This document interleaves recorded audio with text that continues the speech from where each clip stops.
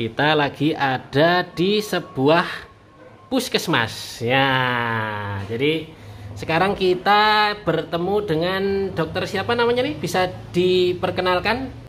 Seperti mungkin identitasnya selain nama?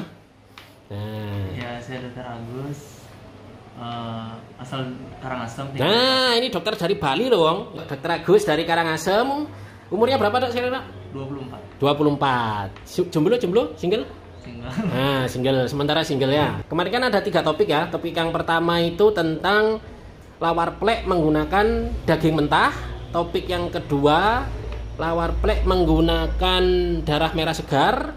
Yang ketiga, lawar plek dengan proses pembuatannya menggunakan tangan langsung tanpa hand glove. Nah, yuk kita mulai yang pertama, Dok. Nah, Untuk daging mentah sendiri sebenarnya memang banyak kontroversi, misalnya pro dan kontra, karena banyak berbagai berita mengabarkan seperti mengkonsumsi daging mentah itu bahaya bagi kesehatan maupun apa. Tapi yang kita harus tahu dari daging mentah itu sendiri sebenarnya memiliki protein yang tinggi, yang misalnya sebelum diolah memiliki nutrisi-nutrisi tersendiri yang terkandung dalam daging tersebut. iya, cocok. Setuju sayang. Kamu setuju, Wong? Yang penting di dalam daging mentah itu pertama proteinnya itu betul-betul masih fresh ya, tidak masih fresh. Tidak berkurang sama sekali. Beda malah daging yang kamu masak itu kalau terlalu panas itu malah bisa merusak kandungan proteinnya, Dok ya.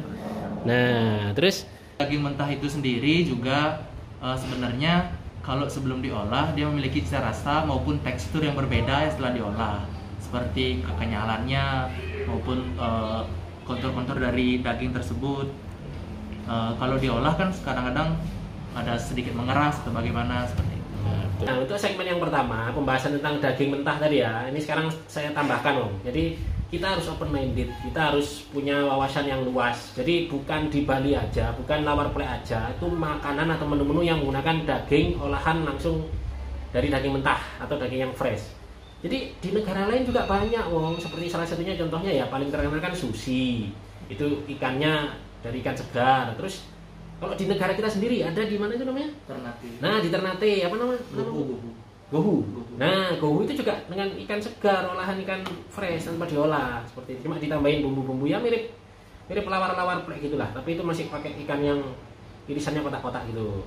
Nah, sekarang langsung aja, Bang ya. Langsung untuk pembahasan yang kedua. Yang kedua ini kita bahasnya tentang darah segar. Darah segar ini cukup kontroversi ya. Jadi langsung aja biar dokternya yang menjelaskan, biar kamu percaya, Bang. Sama aku kamu paling nggak percaya. Darah segar, misalnya darah segar yang digunakan biasanya berupa yang langsung bentuk dari cairannya maupun direbus dulu membentuk gumpalan-gumpalan darah. Nah, itu bisa digunakan sebagai pewarna maupun salah satu penambah rasa di makanan Bali, khususnya lawar. Benar ya.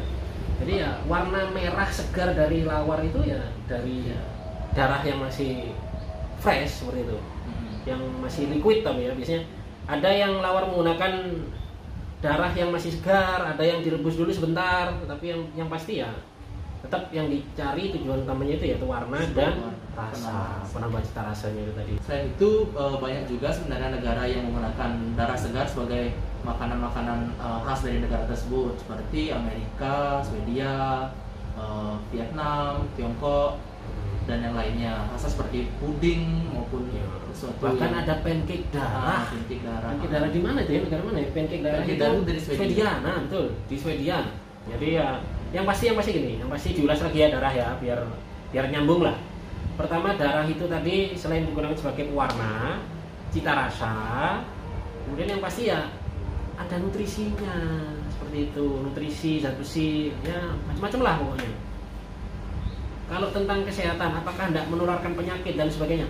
Ya semua makanan itu bisa menimbulkan penyakit. Nah, sekarang kalau kita membahas penyakit ya, kamu lihat itu video-video yang kemarin itu. Ada yang jualan lawar 30 tahun, lawar plek babi. Nih, tak kasih lihat nih, ininya nih. 30 tahun. Ada yang jualan 20 tahun. Main rangeng itu juga lama itu. Jadi, nah kalau misalkan itu berbahaya, kalau itu emang menimbulkan penyakit, nah apa enggak menjadi apa ya, sebuah sumber penyakit atau istilahnya epidemi lah tentang penggunaan lawar, penyakit dalam jumlah banyaknya, epidemi seperti itu. Jadi ya kita harus open minded, kita harus punya wawasan luas sebelum kita menjudge seperti itu. Setuju? Nah, ya langsung next tentang tangan tentang pengolahan lawar menggunakan tangan tanpa hand glove. Nah, tanpa sarungan. Hampir 90% makanan-makanan lawar khas Bali yang tak datengin, yang tak beli lawarnya, itu hampir 90% menggunakan tangan langsung tanpa hand glove.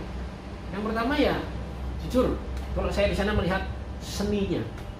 Seni dalam mengolah lawar itu setiap penjual punya khas yang berbeda-beda. Lawar plek ganas 87 yang Pak siapa itu lupa namanya. Lawar plek 87. Nih, tak liatin videonya. Itu seninya kan beda. Kamu bandingin sama yang ini.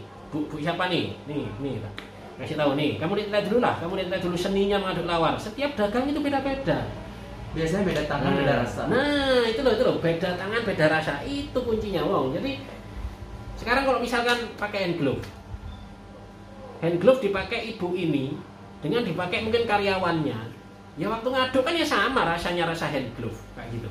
Jadi chemistry antara pedagang, penjual lawar dengan hidangannya, dengan pembelinya, dengan hidangannya itu ada unsur yang apa istilahnya? Jelaskan. Nah, istilah ada mungkin unsur natural dari setiap pedagang itu beda-beda seperti itu. Jadi bukannya saya lebih pro terhadap ketidakhigienisan, Nah sekarang kalau mau pakai hand glove pedagang itu satu hari dipakai satu hand glove, apa itu yang kita bisa sebut sehat? Nah, apa kamu bisa menjamin satu hand glove untuk satu makanan?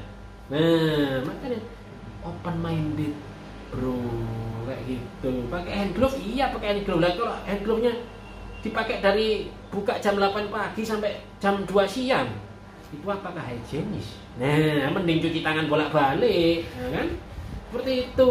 Jadi di sini bukan, sekali lagi saya tekankan ya, bukan kami itu mendukung penuh totalitas terhadap makanan-makanan Bali, enggak. Kami juga ingin apa istilahnya, edukasi, memberikan edukasi.